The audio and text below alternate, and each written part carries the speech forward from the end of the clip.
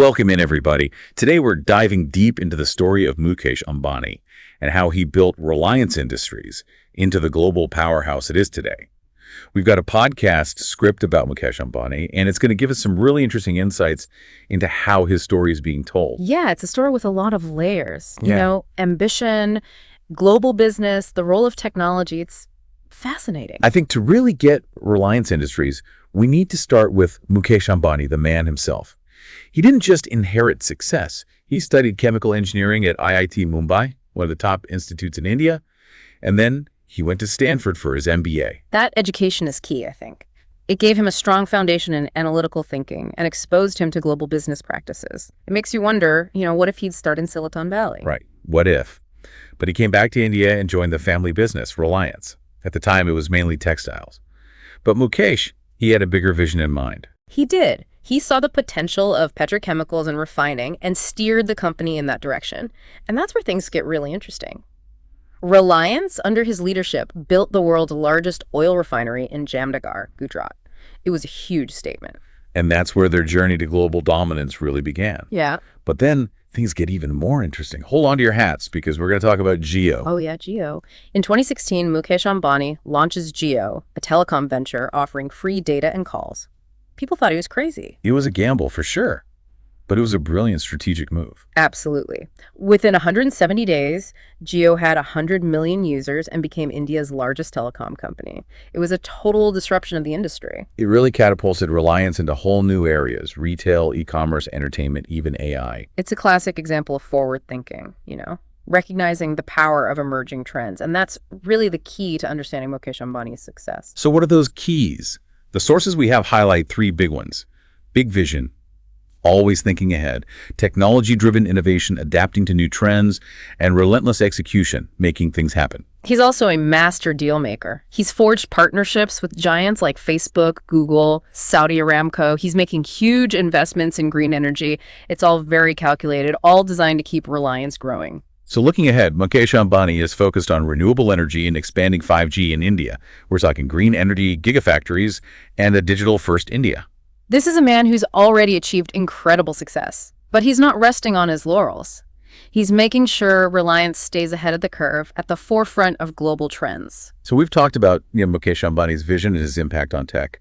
I think it's worth circling back to his early days at Reliance.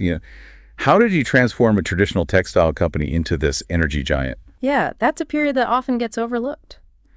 It's really important, though. When he joined Reliance, they were a well-established textile company. But he saw that the future was somewhere else. He starts pushing the company towards petrochemicals and refining, which was a bold move. Especially back then. India's economic landscape wasn't exactly known for heavy industries. Exactly. And this is where you see his strategic thinking, his risk-taking abilities. He realized that India's economy, as it grew, would need a strong energy sector. And he was determined to make Reliance a major part of that. But it wasn't just about, seeing the opportunity. It was about building the infrastructure, the expertise from nothing. Absolutely. He spearheaded the construction of that Jamnagar refinery, which, as we said, became the world's largest. And this wasn't just about money. It was about meticulous planning, navigating all these regulations, building a world-class team. Not to mention the political landscape, right? I imagine there were a lot of hurdles, permits, approvals. Oh, yeah. Navigating the Indian bureaucracy is not easy. He had a remarkable ability to build consensus, get people on board, make things happen. This really highlights his execution, doesn't it? He had this vision, but he also had the tenacity to make it real, even with all these obstacles. It really speaks to his leadership. Mm-hmm. He was able to rally his team, get the resources, execute this huge, ambitious project. It set the stage for everything that came after. And it's interesting to see how that same drive carries over into telecom and technology.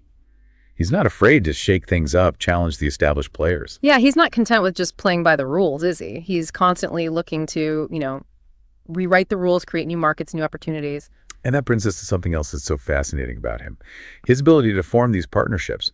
He teams up with competitors, even global giants like Facebook and Google, if it fits his vision. These partnerships, they're crucial to his strategy. They allow him to leverage the strengths of others, gain access to new technologies and markets, expand his reach. It's like he's playing this multi-dimensional chess game, right? Forming alliances, anticipating his opponents, always a few steps ahead. Great analogy.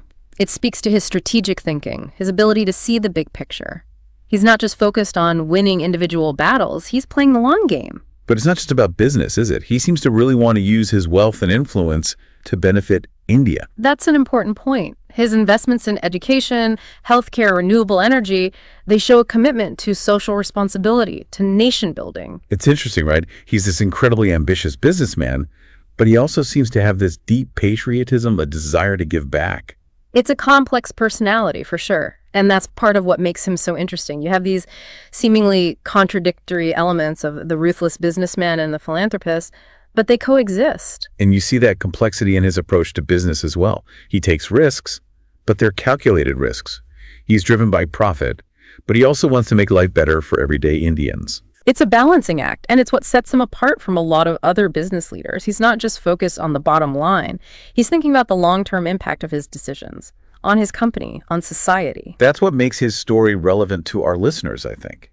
It's not just a rags to riches story. It's about leadership, about innovation, about the power of having a vision, and the responsibility that comes with that. It's a reminder that business can be a force for good, that it can drive progress, and it can play a role in shaping a better future.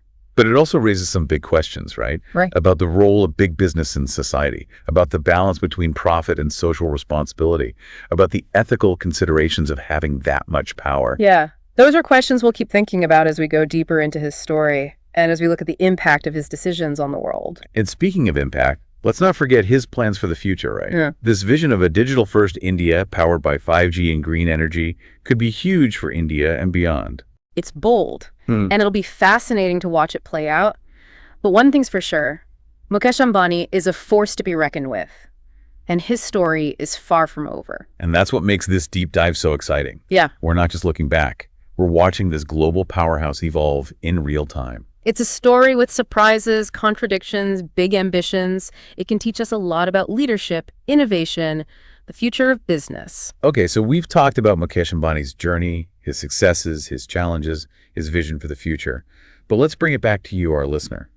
What do you think? What stands out to you about his story? It's easy to get caught up in the scale of everything he's done, but I'm also curious about what we can actually learn from all of this. What are the takeaways that our listener can, maybe apply to their own lives, their own careers? Yeah, that's a great point. And I think there's a lot to learn from Mukesh Ambani's story. One thing that really jumps out is his unwavering belief in his own vision. Even when other people doubted him, he just kept going, kept pursuing his goals.